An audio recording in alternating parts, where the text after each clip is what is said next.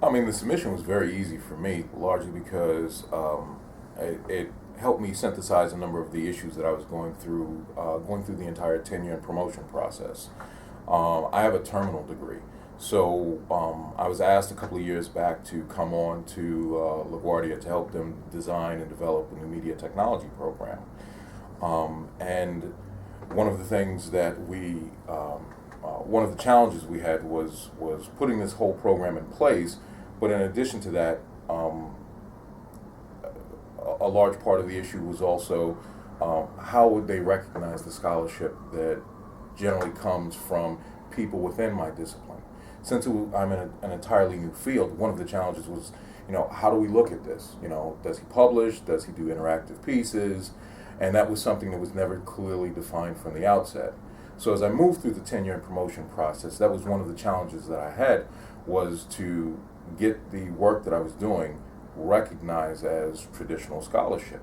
So when I came up against a couple of roadblocks in terms of that, and I basically started to shift towards what was more traditionally requested, I wanted to make sure that the next group of people coming through the pipeline, the next group of digital media people, would have other options open to them that would more clearly recognize what scholarship is for our discipline.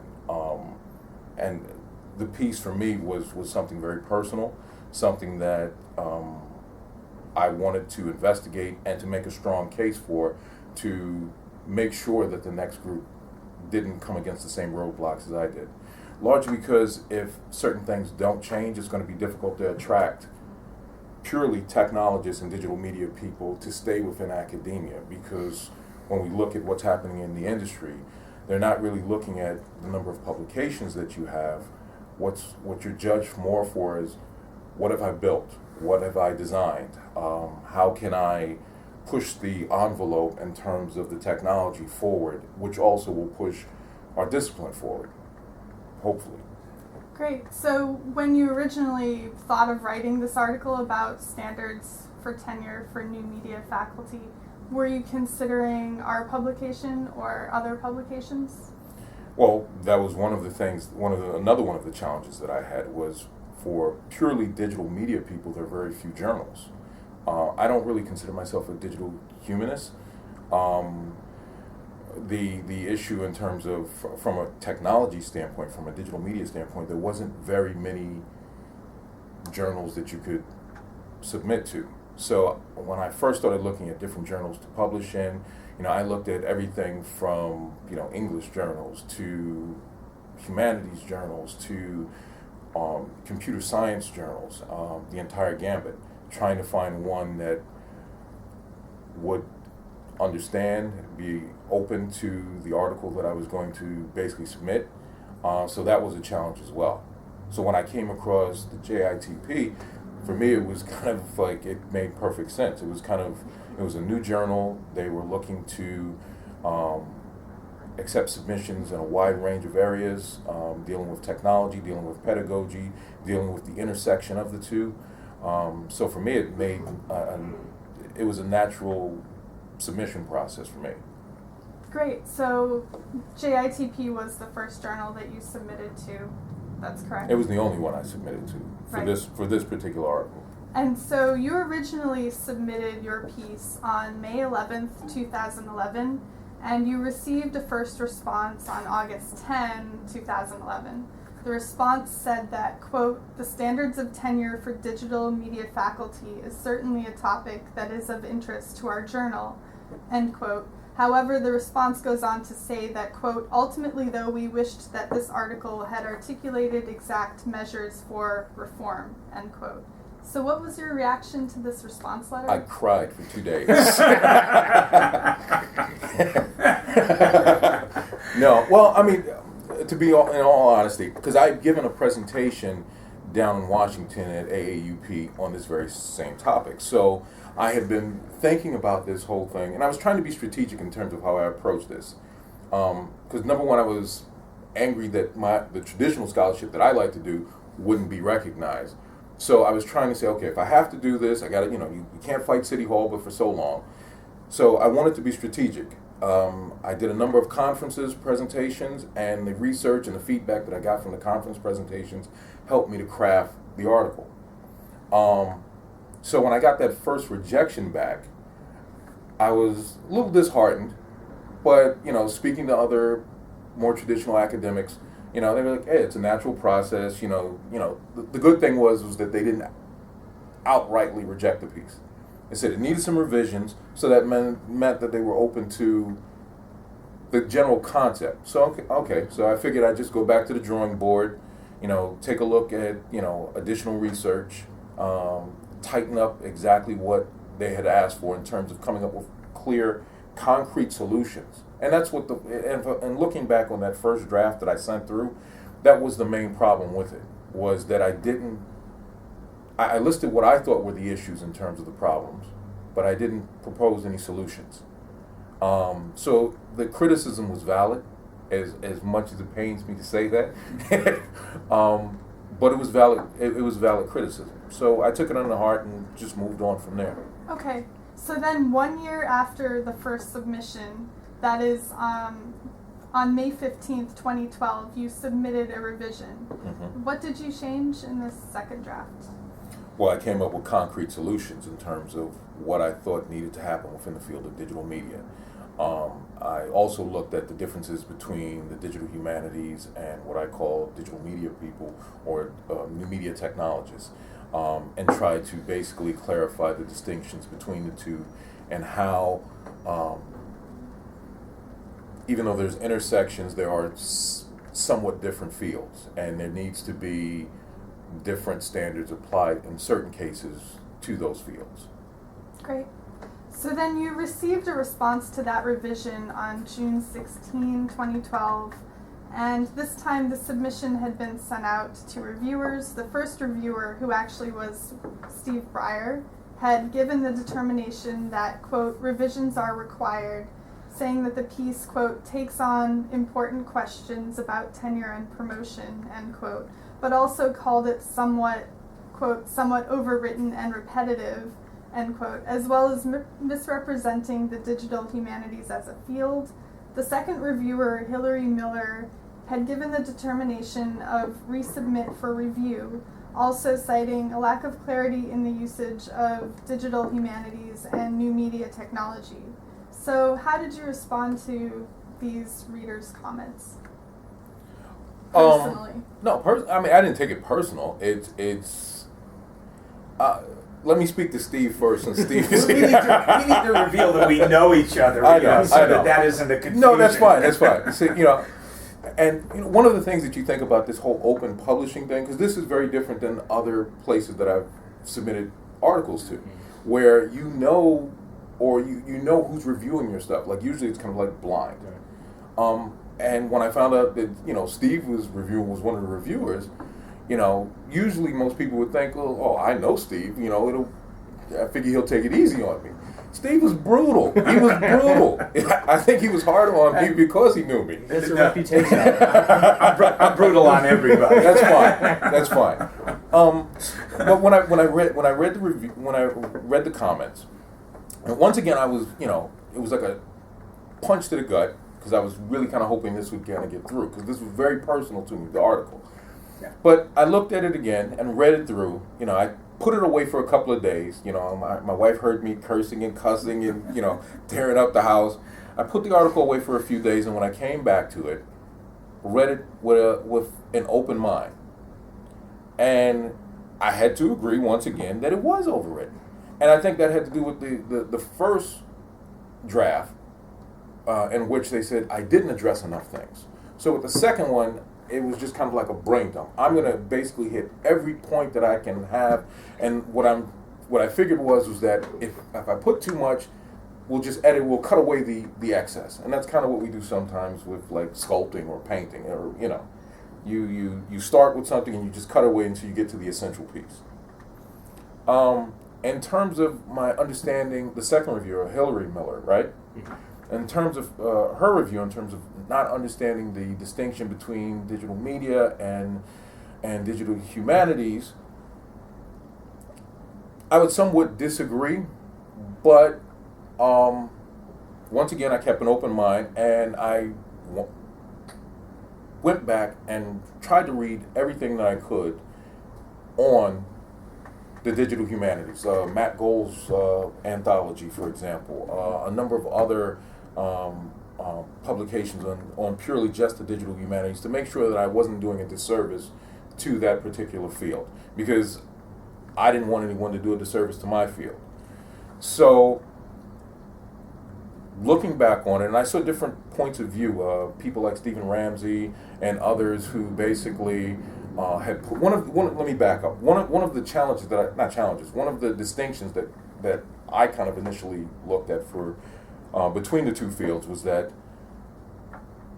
new media technologists are the people who teach the actual building, the technology, how to craft the next set of tools. Digital humanists, to a lesser degree, do some of that, but also they look at more of how the technology affects society, how it affects different elements of society to a large extent, and more theory.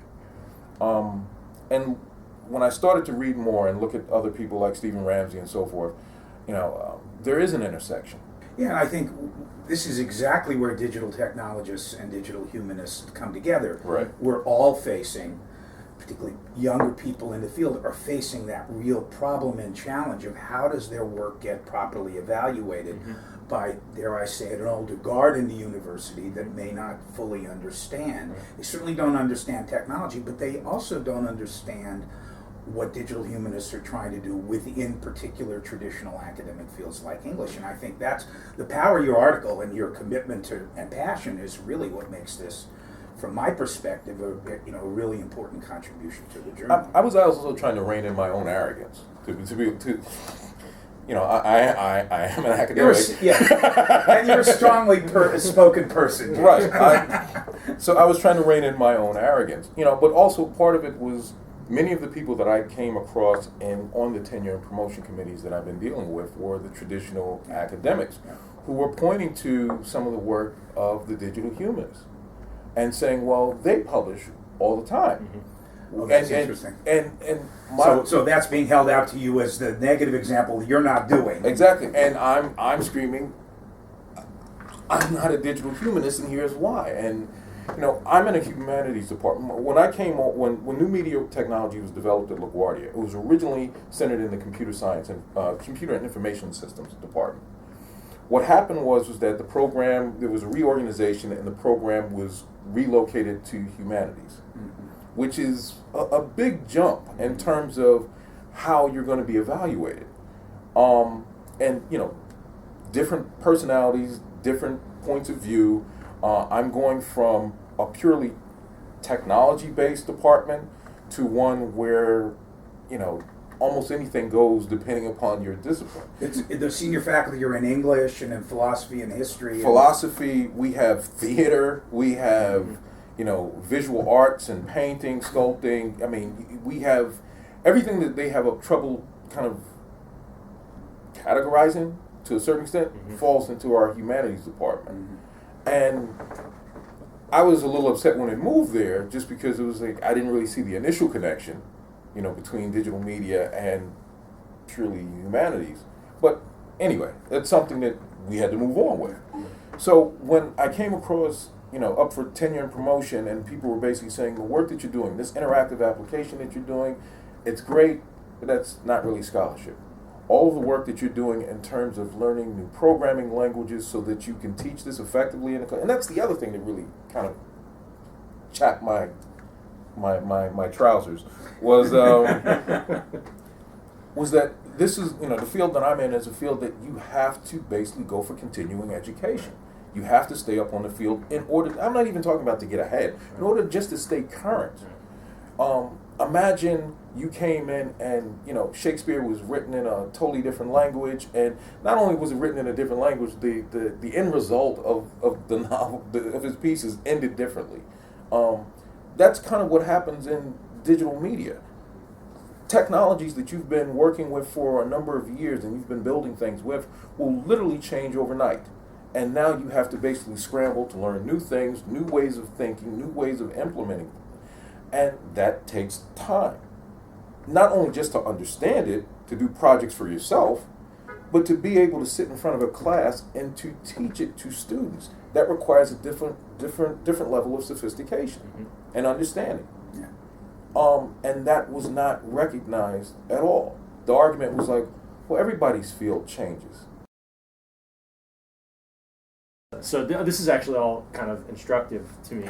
As I was trying to prepare for this conversation, one of the problems we've been having is that we're using open journal systems, OJS, and it's very, very difficult to kind of find a complete record of the ringer that we put you through with all these drafts and with the various types of feedback. So when I came on, you had resubmitted for review.